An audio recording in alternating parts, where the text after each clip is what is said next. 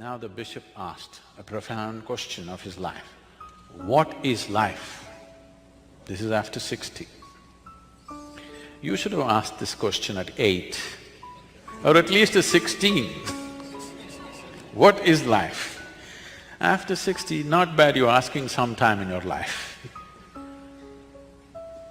The yogi smiled, went into raptures and said, life is like the fragrance of jasmine upon the gentle spring breeze.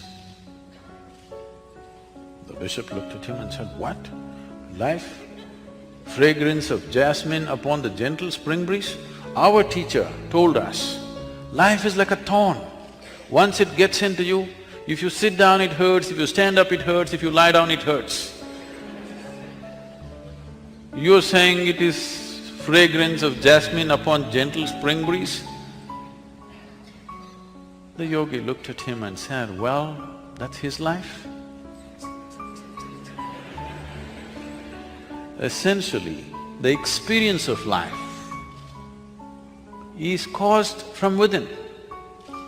Pain and pleasure happens from within you. Joy and misery happens from within you. Agony and ecstasy happens from within you. Even light and darkness happens from within you. What is light for you is darkness for some other creature, isn't it? What is darkness for them is light for you. It is the way you're responding to the whole thing that it happens to you. So if everything is caused from within you, you're not convinced about this. Okay, do you see me? It's a question. Do you see me? Yes. Use your hands and point out, where am I? Ah, you got it wrong. You know, I'm a mystic from South India. Now this light is falling upon me, reflecting, going through your lenses, inverted image in the retina. Do you know the whole story? So where do you see me right now? Within yourself. Where do you hear me right now? Within yourself. Where have you seen the whole world? Within yourself. Have you experienced anything outside of yourself? Have you? Nothing has ever happened to you outside of yourself. The whole universe has happened only within yourself. The way it happens within you is the way you know it. You don't know it the way it is. You only know it the way it happens within you. It is all caused from within. At least what is happening from within you must happen the way you want it, isn't it? What is happening around you, there are too many people involved. What's happening within you, 100% must happen the way you want it. Your joy and misery, if there is a choice, what's the choice? Your agony and ecstasy, if there is a choice, what is the choice? Pleasantness is the choice, isn't it? So why is it so much unpleasantness is happening in human experience? Because we never took charge of the inner dimension. We believe by fixing the outside, everything is going to be okay. In the last 100, 150 years, with the advent of science and modern technology, we have fixed too many things on the outside. If you fix any more, there won't be a planet left. Yes, definitely this has brought much convenience and comfort to our lives. In every way, we are the most comfortable generation ever. You agree with me?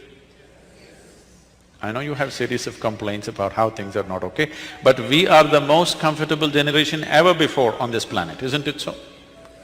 But we cannot say we are the most joyful generation on the planet, we are the most loving generation on the planet, we are the most blissed out generation on the planet, definitely not. We are complaining like crazy about everything, like never before. This is because we fixed the outside.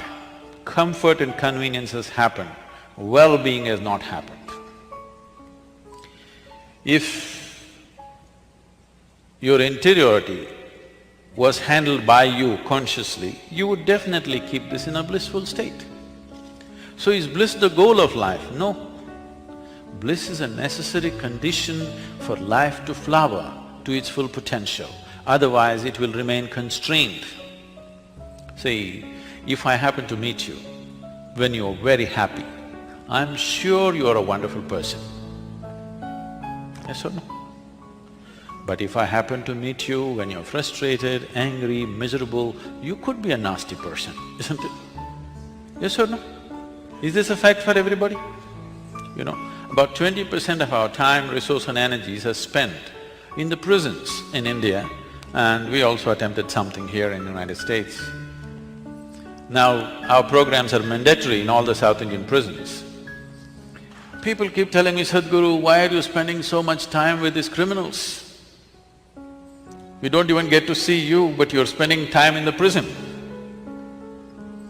I don't see any criminals. What I see is, everybody is in pursuit of their happiness. The man whom you call as a criminal is pursuing his happiness far more vigorously than you. Yes. In pursuit of your happiness, you're willing to stand in a line and get what you want. His longing for his happiness is so high and vigorous, he jumps the line. That's all he's doing, isn't it? Yes or no? The only thing that he is doing is he's jumping the line. What you are willing to wait in the line and get at the end of the month, he wants to grab it in 2 minutes. That makes him a criminal, isn't it? But if you take this further back, if you're in pursuit of happiness, I'm sorry, this is in the constitution. If you're in pursuit of happiness, you're already a criminal because the moment you're in pursuit of happiness, suppose you're pursuing your happiness this way and I'm pursuing my happiness this way, if both of us meet, out of civility, out of etiquette, you will tell me, please, I will not budge. Then you would like to gently push me and go. I will not budge. You would like to shove me and go. I will not budge. Then of course, you would like to shoot me and go. Yes, if something or somebody is really blocking your pursuit of happiness, you want them to disappear somehow, isn't it? Either with a gun or a magic wand, you want them to go, yes or no? Yes or no? Divorce or death, you want them to go, isn't it? If somebody is really blocking up your pursuit of happiness, do you want that person to vanish or no? Yes. Now, the essence of pursuing human consciousness is, first thing is to shift your life from being in pursuit of happiness to an expression of joyfulness. How can I be joyful? Have you met my mother-in-law? Did you see my neighbor? Did you meet my boss? I've seen all those people. Too many of them around me all the time. They're all there. But the way you're experiencing your life right now is 100% caused by you. They can only create outside situations, but your inner situation is 100% yours, isn't it? Right now you're sitting here. If you don't like what I'm saying, you can sit here, joke about it and still enjoy it. This way or that way, both ways, you are free either to be pleasant or unpleasant, isn't it? Yes or no? That is true in every situation. It doesn't matter where, whether you're up on the peak or down in the dumps, still what's happening within you is 100% yours. If you take charge of this, then you keep yourself blissful. Now your life becomes an expression of this blissfulness. There is substantial medical and scientific evidence that when you are feeling very pleasant, when you're joyful and blissful, your body and your mind function at its best. Success in the world is essentially determined by how well you can harness this physical body and the prowess of the mind. How successful you are in any sphere of life is essentially determined by this. Most of the time, you don't need an enemy. Self-help. He's doing great. A lot of people have read self-help books, how to screw up my life. Yes, they can write, they don't need anybody's help. The book also they can write, because they're experts. I wanted to just look back and see, how many of you have at least had one 24-hour segment in your life, one single day, where full 24 hours, every moment of it went blissfully, not a moment of anxiety, agitation, irritation, anger, frustration, nothing, simply blissfully 24 hours. Very few people on the whole planet can raise their hands to this. You need to understand this. If one day did not happen the way you wanted, understandable. If not even one day happened the way you wanted, something fundamentally wrong, it's time to look at it, isn't it? Yes? It is time to pay close attention to this life. Why is it happening the way it's happening? Without taking charge of the mechanics of how life is happening within you, you trying to somehow blunder through the world. If 10 people clap their hands, you're too happy. But that never even lasts for 24 hours at a stretch, isn't it? Yes or no? Other people's recognition, other people's expression of love, other people's gifts, other people's whatever, doesn't even last for 24 hours at a stretch. You went out today, somebody told you, oh, you are the most wonderful person on this planet. And you were floating on cloud, what number? Oh, you do only 9. In South India we do 11. Whatever number cloud you were floating, and you came home and people at home told you who you really are.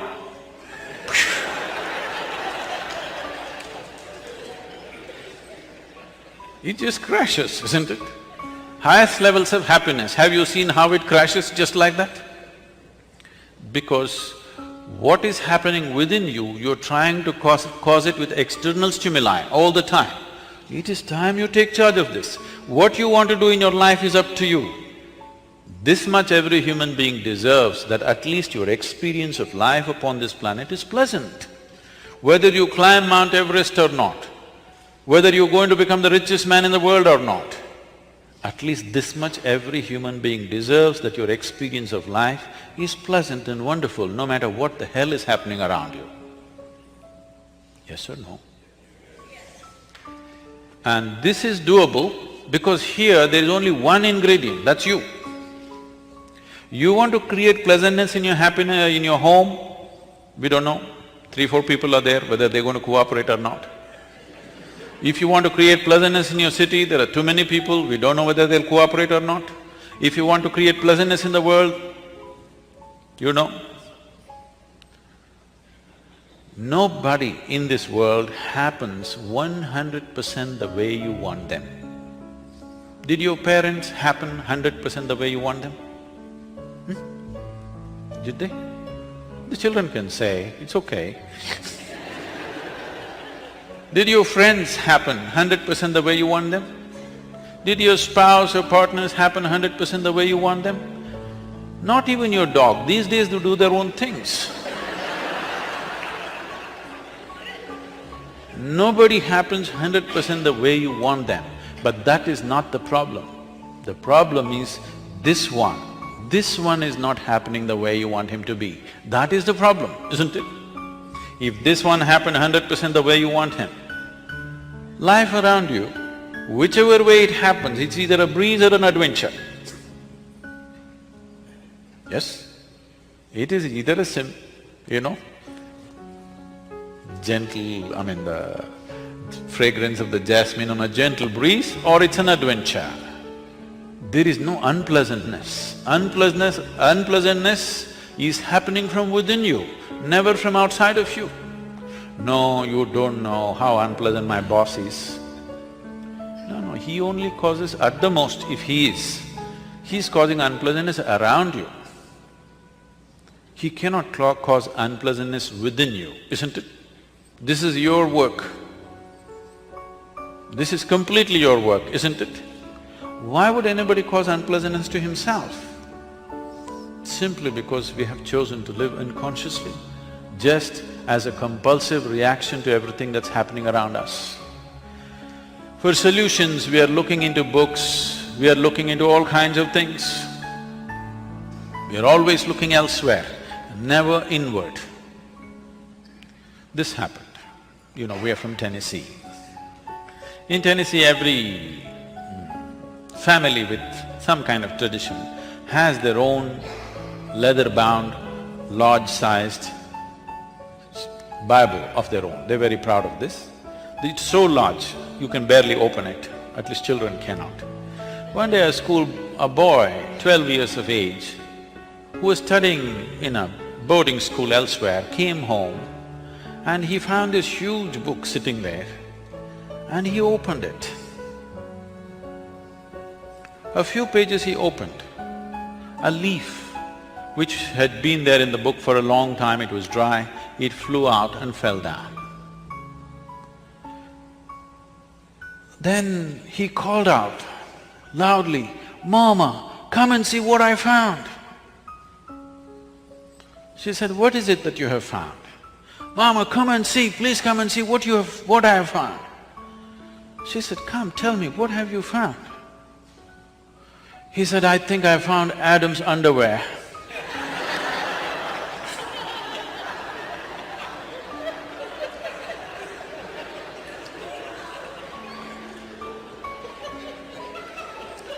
What is written there and how you perceive it is you, even now. Even now, how you experience every situation is you. What is happening around you and how you experience is essentially you. What is written there and what you make out of it is essentially you. Just see, in the name of caste, creed, religion, race, nationalities, how much of a mess we have created on the planet. I'm sure every one of these things initially started with the greatest intention of human well-being, definitely. But just see what a mess we are. Simply because you can find an Adam's underwear in a book, you don't know what you will pick up. So, there is a way where there is no room for misinterpretation. That way is to turn inward, not to seek solutions outward. For outward things, you can seek outward solutions. For inner things, you seek inner solutions. Turning inward, what does it mean? Right now, as I earlier mentioned, the only way you can perceive is through five sense organs: seeing, hearing, smelling, tasting, touching. All these things are essentially outward bound. See, you can see what's around you. You cannot roll your eyeballs inward and scan yourself. You can hear this, but so much activity in this body, you cannot hear that. If an ant crawls upon this hand, you can feel it. So much blood flowing, you cannot feel it. In the very nature of things, sense organs are outward bound, but everything that you experience is happening from within. This is the fundamental human predicament. Only if you turn inward, then you are into what you are referring to as India studies. Otherwise, India is a glorious chaos. Lot of Indians miss it. Too much order in America. Once in a way they have to go out and get lost and have a diarrhea at least.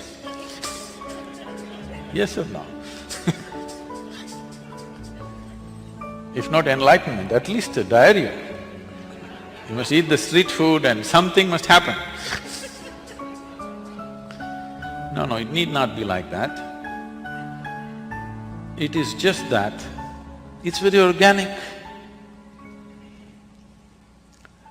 It is always depending upon touching the inner genius within every human being. It is not depending upon the organization of the outside, which can be very chaotic. For a person who has been born and brought up in Western societies, India could be bewildering and scary. But you will see, Indian people are so much at home with the chaos. because it's so organic. Everything is happening because of the human being. If one human being stops being human for a moment, everything collapses. So you can't afford to be mechanical about your life. You have to be conscious, otherwise you cannot manage even simple things in home. Initially this was created consciously. Over a period of time, other things have happened unfortunately. Now, this whole process of looking inward, what does it mean? Can I tell you my own story? It's okay with you? You're becoming very serious, it scares me. Shankaran Pillai came to United States.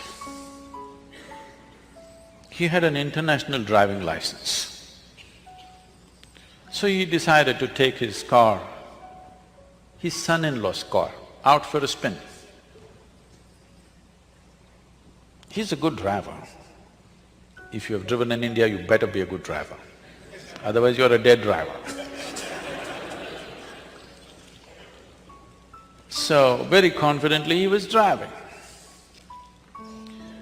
Then his wife called up on the phone and said, "Are you on I-75?" He said, "Yeah." "Just watch out, the traffic news is saying there is a man driving at full speed in the opposite direction." He said, "What the hell, one man, hundreds of people are driving in the opposite direction."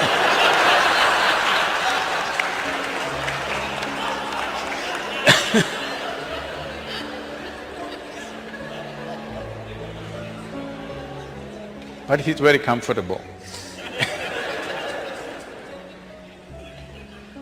So what does turning inward mean?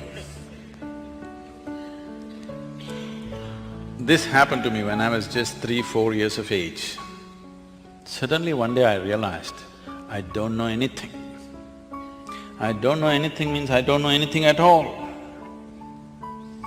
If they give me a glass of water, I do not know what is water. When I say I do not know what is water, I know how to use it. I know if I drink it, it'll quench my thirst and so many other ways of using it.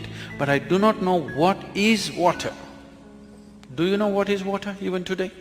With all this scientific exploration, you must understand, we have not understood a single atom in its entirety.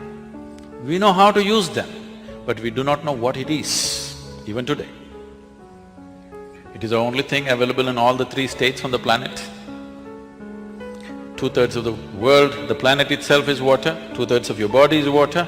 If you want to look for life, you look for water. A drop of water means you think life is possible. It's the very basis of your existence on this planet. But you do not know what it is. So they give me a glass of water, I keep staring at this for 3-4 hours at a stretch. If I find a leaf, I will stare at it 5-6 hours. I sit up in my bed, staring at the darkness for the whole night. My dear father, being a physician, started thinking I need psychiatric evaluation. This boy is just staring at something or the other, unblinking for hours on end, he's lost it. My problem is, I look at this, I do not know what is this, how to shift my attention to something else, I'm just stuck to it, paying attention to it. In this condition, they sent me to school. I went to school and my mother told me, you must pay attention to the teacher. I went and paid attention. The kind of attention they would have never received in their life. Initially, I understood the words that they were speaking. After some time, I realized, they're only making sounds. I am the one who is making up the meanings in my head. Even now, see, I'm only making sounds. Because you presume you know English language, you're making up the meanings. A language is a conspiracy between 2 people. Yes? Suppose I start talking in a language that you do not understand, it will be just sounds. Even now I'm only making sounds, you're making up the meanings. And there is a code book for this conspiracy called a dictionary. So I realized I'm making up all the meanings in my head, and I stopped making up the meanings. Just the sounds. These teachers come and keep on making sounds. The problem with most people is, the moment they cannot understand, they will not pay any attention. Please especially things that you do not understand, you must pay attention, isn't it? Yes or no? What you do not understand definitely needs your attention. But generally the thing is, the moment you cannot understand, you don't pay attention. Turn on the Chinese channel, just listen carefully, with full attention. You will see things will happen to you. So I just paid attention, not attaching any meanings to the sounds they were making. After some time it became so amusing, these people going on making noises. A big smile spread on my face. They were not amused at all. I was very consistent with my education. Every monthly test, consistently I got 6 zeros. Because I gave it empty. Because I was made like this, I come home in the evening study hours or 2 hours in the evening, you must study in the house. If I open the book, I stay like this, without reading a single word for the next 2 hours, I will be just like this. All I need is just a dot on the paper, just a tiny speck on the paper. If I put my attention to it, the damn speck will take me somewhere. I won't read a single word, nor will I look around, nor will I do anything, simply. After 2 hours, I'll be in the same speck, unmoving from that. So my attention is like this, I'm paying attention to the teachers. So, I clearly remember this. When every month they give this report card, I don't know if you still have it. You still have that method of report cards? When the report card comes, some children will be strutting around, they are first, second, whatever. Some will be crying, they're terrified to go home because they got something. In my whole school days, all those 12 years, I never opened my report card. The teachers gave it to me, I took it and gave it to my dad. I thought this is a transaction between the two of them. I never wanted to, peep into that.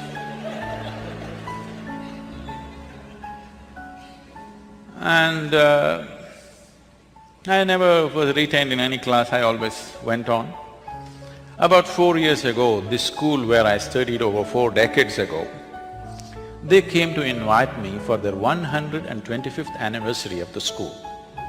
They were inviting all the prominent alumni. They came to invite me. I said, see, please, why me? I was not just a not good student, I was not even a student. Don't take me back to the school. They said, no, our school has produced federal ministers, our school has produced film stars, our school has produced cricketing stars. You are the only mystic, you have to come.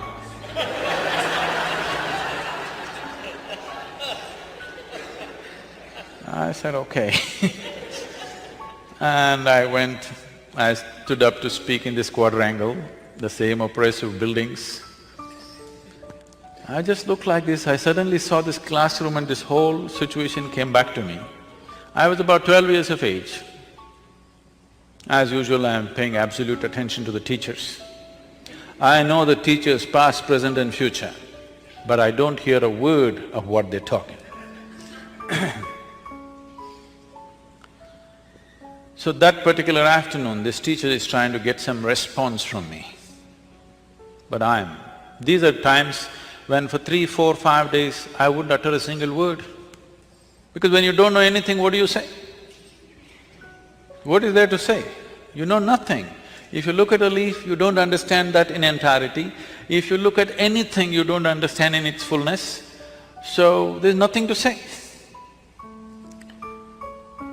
He tried 35, 40 minutes trying to get some response. Nothing came out of me, I was paying full attention to him. He came, held me by the shoulder, shook me violently and said, "You must either be the divine or the devil. I think you are the later."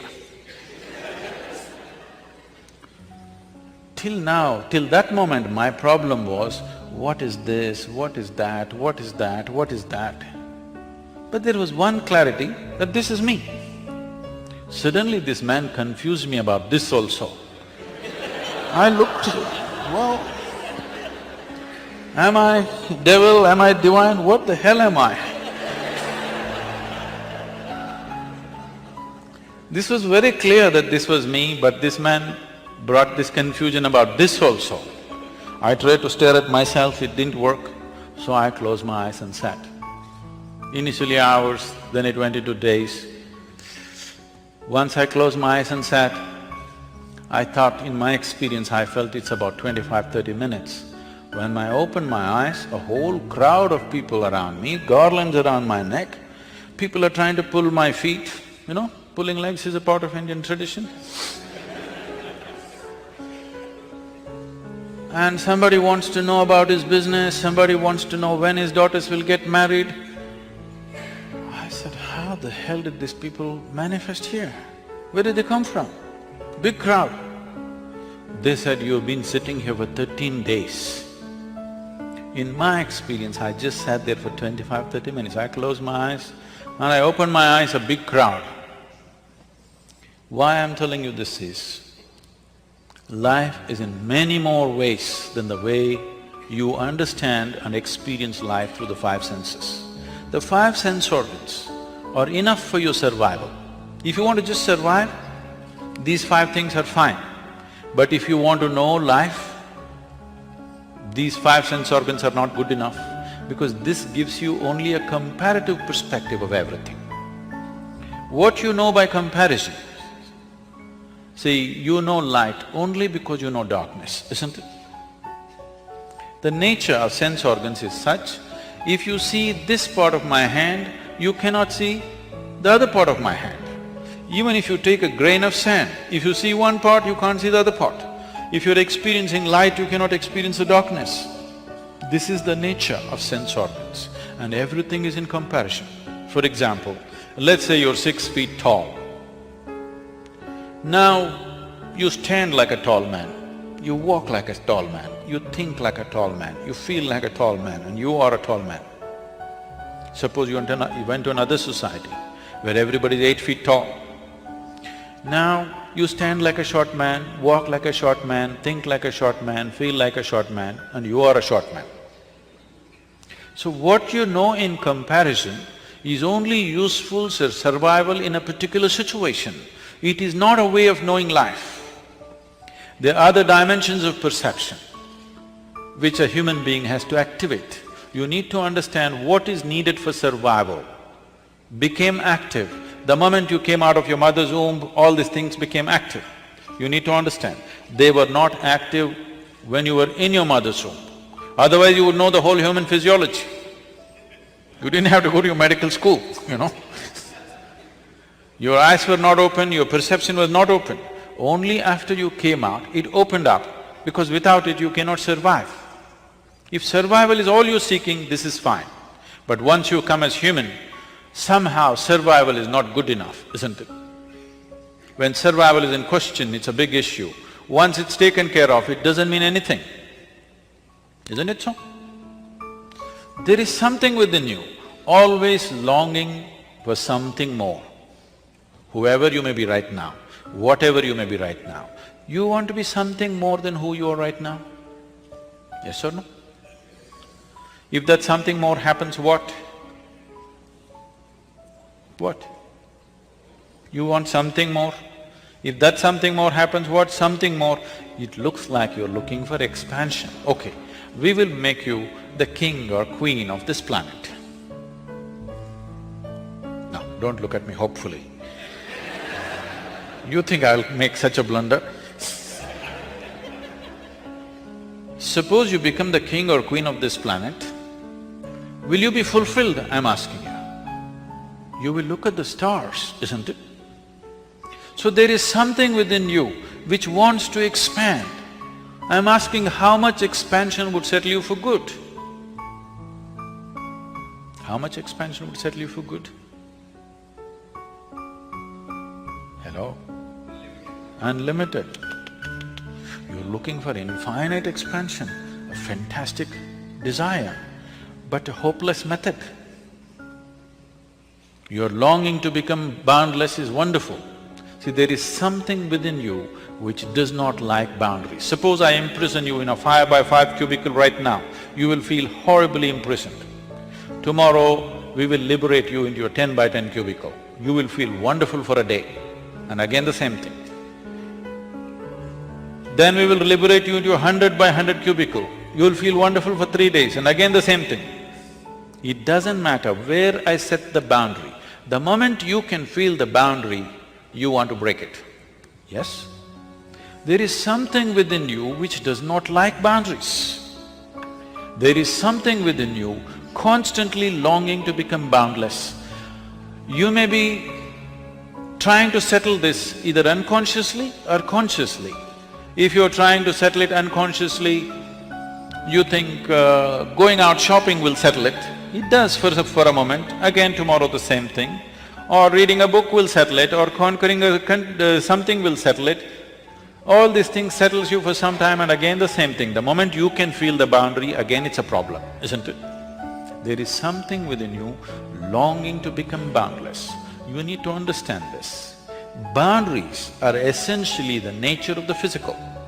The physical exists in this universe, the physical exists in creation only because of defined boundaries. I can call this a physical body only because there is a defined boundary. If I take away the boundaries of this body, could you call this physical? If it is all over the place, would it be physical? Only because it stays within a defined boundary, it's physical. So boundary is the nature of physical existence.